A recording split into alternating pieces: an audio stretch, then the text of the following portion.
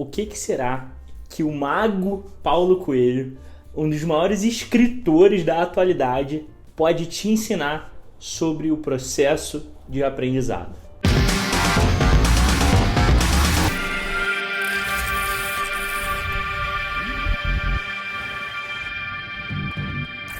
Gente, a gente sempre tem que olhar para essas pessoas que são fora da curva, que são referência no que eles fazem e tentar extrair um pouco dessa expertise pra gente. Mesmo que indiretamente, mesmo que às vezes um pequeno detalhe, um pequeno insight pode fazer toda a diferença. E outro dia eu estava escutando uma entrevista do Paulo Coelho com o Tim Ferriss, um podcast na verdade.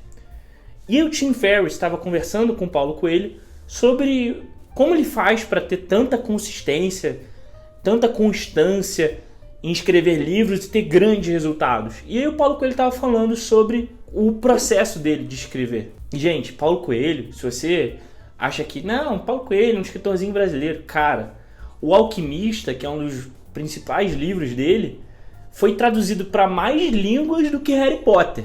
Então, respeita o moço, o cara é gigante. E vão aprender com esse tipo de gente.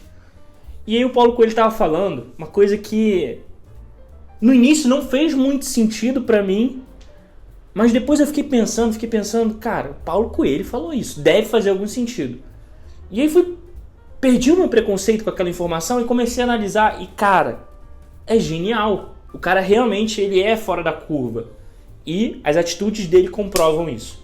Bom, fato é que o Paulo Coelho, quando ele está escrevendo um livro, quando ele está em um processo criativo, o que ele faz? Ele toma notas de várias coisas, de vários inputs que ele vai recebendo, seja de insights, de notícias, de sensações, de vivências, de inspirações. Ele anota aquilo ali. Ele anota todos esses inputs que ele recebe em um bloco de notas. E adivinha o que ele faz com esse bloco de notas?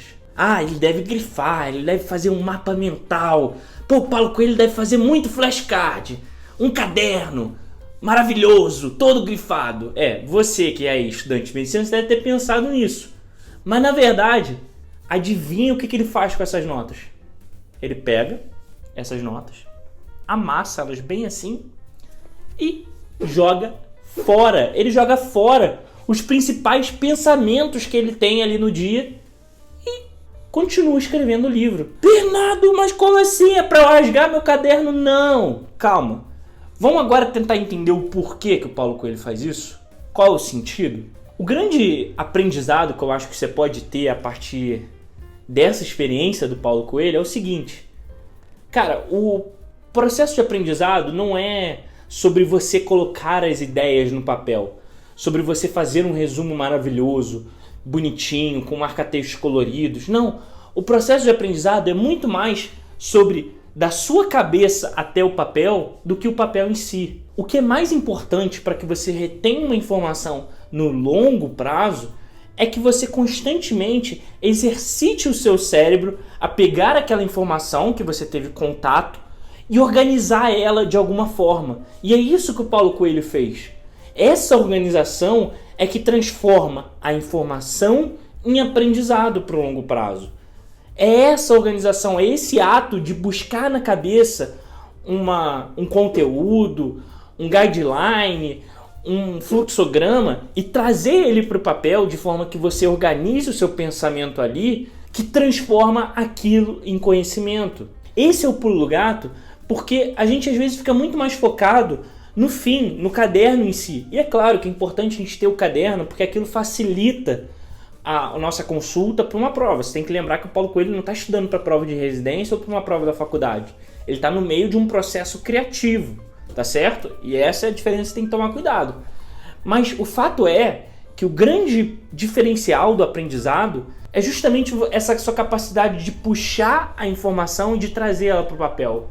E não o papel em si, e não o resumo em si. A forma como você organiza o seu resumo, ela não é o mais importante. O mais importante é o método que você faz para construir esse resumo. E percebem que esse método ele é muito ativo, ele exige do cérebro o máximo. Ele exige do cérebro uma capacidade dele buscar lá no entremeado lá no fundo do poço aquela informação e trazer para o papel de forma organizada? E como você transforma esse aprendizado em uma rotina prática para você? Quando você tiver um conteúdo novo, assistir uma aula, ler um livro, ao invés de imediatamente escrever o seu resumo ali na hora, dá um tempo, dá algumas horas, ou quem sabe, faz isso no dia seguinte. No dia seguinte, pega uma folha em branco e escreve tudo que você sabe daquele assunto. Você vai ver que você sabe muito pouco. E você sabe muito pouco justamente porque é o seu primeiro contato. Você ainda não teve o tempo de organizar aquele seu pensamento em conhecimento. E isso é normal. Só que nesse primeiro exercício que você vai fazer de tirar do papel, as coisas já vão começar mais claras. Ou seja, você já vai começar a entender o emaranhado de informações e as conexões que elas fazem entre si. Se você fizer isso 2 vezes, escrevi hoje e daqui a 5 dias escrevi de novo, você vai ver que as coisas vão ficando muito mais claras. Então o que importa, pessoal, no fim das contas, não é o resumo, não é a anotação, não é o caderninho bonitinho. O que importa é a sua capacidade de puxar essa informação, é a sua proatividade em trazer aquela bagunça e colocar no papel, sem medo, tá? O medo te trava de aprender e o medo te impede de ter ganhos muito maiores no seu processo de aprendizado.